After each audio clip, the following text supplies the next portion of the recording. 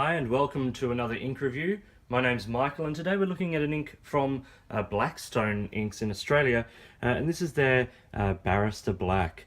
Now this is a permanent waterproof black ink and as you would expect it's pretty black. It does have some nice shine on it, but it is a pretty sort of stock standard black ink.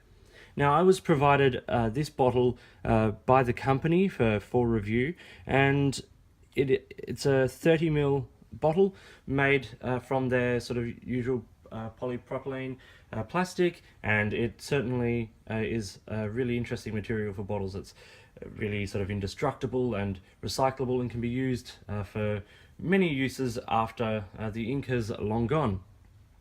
So this ink I find really interesting. It's got, as I said, a nice sort of shine to it, but it is quite a dark black, which I really like.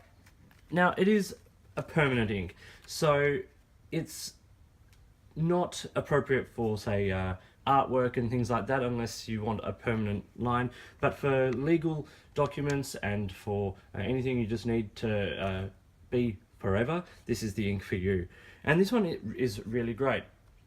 First thing we'll do is we'll look at some I did a sort of one of my fake chromatographies, and it really shows what a permanent ink this is. So you can see that there's very little movement. The only movement we get is where the ink was still quite wet when it was put in. There's really nothing going on, and that's seriously impressive. So as I said, this is an Australian brand. They're based in Queensland, in Blackstone, and they've come up with a range of really wonderful inks. They've got the Colours of Australia range, which I've reviewed previously. The review will be linked down below.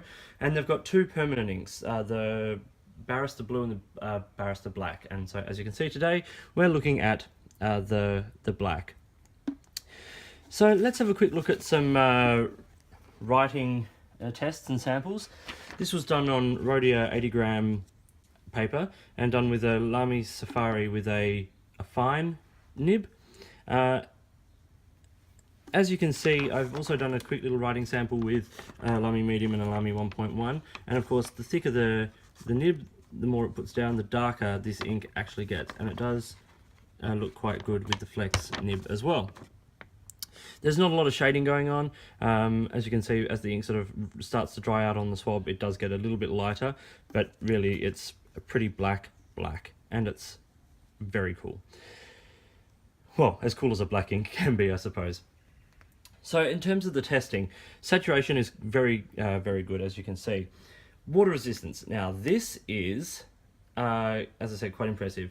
You can see on the water resistance test that there's no movement whatsoever, but I've taken this a little step further as well. And what I did was I compared two inks, the Blackstone Black and then Lamy Black. And what I've done is I've got the Blackstone Black here, which is soaked in water, and there's no movement, there's nothing. And then on this side we've got, I ran some bleach on it and dripped some bleach on it, and there's still no movement. In comparison to the Lamy Black, which with the water became quite soupy as it was taken out of the paper, and then the bleach really did an interesting little number on it. So you can see just how permanent this ink is. Just looking here in more detail at the bleach test, you can just see some slight movement here, but that's really where the bleach has taken the paper away, not the ink. It's really quite a permanent black, as you would expect. Cleaning is fair. It is a permanent ink, so it takes a little bit of sort of you want to take a bit more care cleaning it. Shading is low, sheen is low, although as you can see when it catches a little bit of light, there's some shine on it, which is quite nice. The primary colour is a really good solid black. Lubrication is fair. It's not the wettest ink, and certainly not like an Aurora Black or even the Lamy Black, but with the permanent qualities it makes up for it.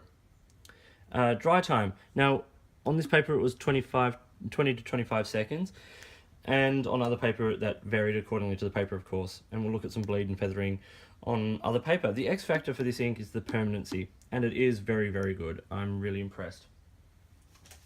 Let's look at it on some other papers. First, we've got Tomoe River 52 gram and dry time of 30 to 35. Once again, it's that nice shine that picks up in the light, but really nothing, and there's no bleed whatsoever. Now, if we look at the back of the Rhodia, we also see that there is no bleed even where we're putting down a large amount of ink. This is quite a thick, resilient ink. On the 80 GSM copy paper from Reflex, dry time of 15 to 20 seconds, and just a tiny bit of bleed where we put down a lot of ink for the swab. On the cheap Spyrex notepad paper, 10 to 15 second dry time.